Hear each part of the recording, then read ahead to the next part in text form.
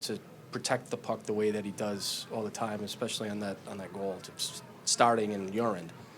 Yeah, it's he's been a great player for us, obviously, ever since he came over in the trade, and that was something that we took notice immediately. He's a big body guy, protects the puck extremely well. He can hold on to it for 20 seconds at a time in the offensive zone, and that does a lot of great things for our team. That's what we try to do is move the puck down in there, grab some zone time, wear him down, and he can do that all himself.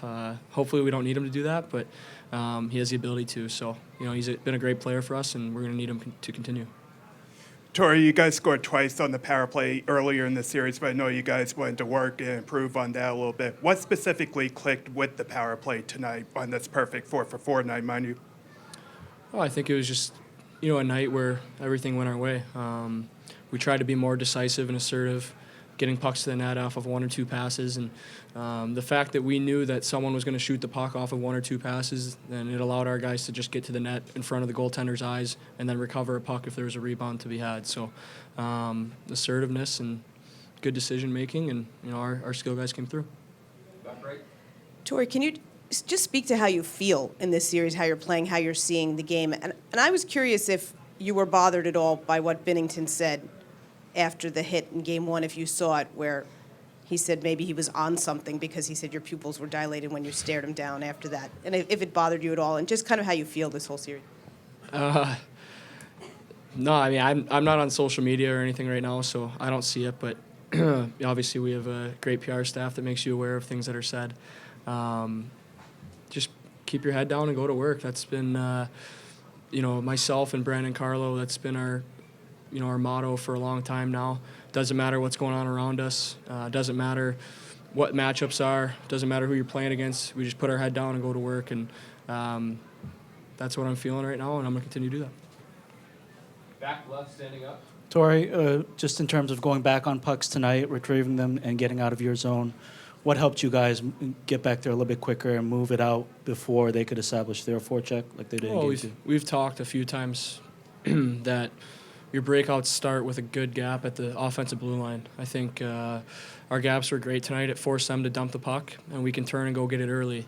And once we did go get it, we were able to make a quick decision, and I think the rim was a great breakout for us tonight. Our wingers were battling the puck out, and we were able to go on odd man rushes. Obviously, coming into their building, they wanted to play a little bit more aggressive, more assertive, and we were able to catch them a few times with their deep pinching, and our forwards did a great job battling the puck out. It's not just our defensemen. It obviously starts with us, but our forwards have to be there as support valves, and they did a great job. Right side, second row. Torey, 7 goal scorers, 12 point getters today, including yourself at the top. How does it feel coming off this game and then seeing so many players able to contribute in such a big stage?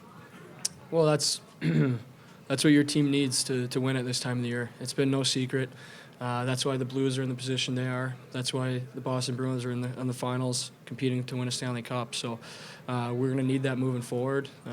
Depth has been a strength of this team for a long time. Starting in the regular season, having to play with different lineups, different line mates as well. When maybe sometimes the chemistry's not there, but we've been able to work through it time and time again. And now we have another guy. You got to give Morsey a lot of credit for doing what he did tonight, stepping in and filling a void.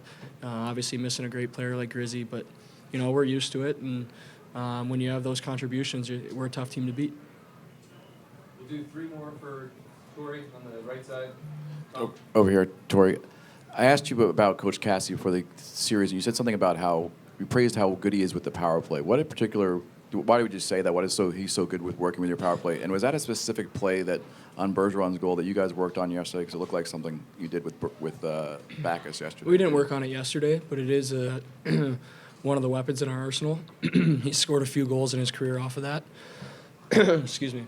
But I think just once you get a couple games under your belt, and we've had a lot of reps, Bruce does a great job of giving us cues that, if this player does this is what, the option that we're going to have and the opportunity that we're going to have to score a goal. And we've been able to, after 10 power plays through 2 games, point out some things and without giving it away. We're trying to take advantage of it now. So I think his knowledge for the game, his X's and O's is second to none. was someone that I've never seen.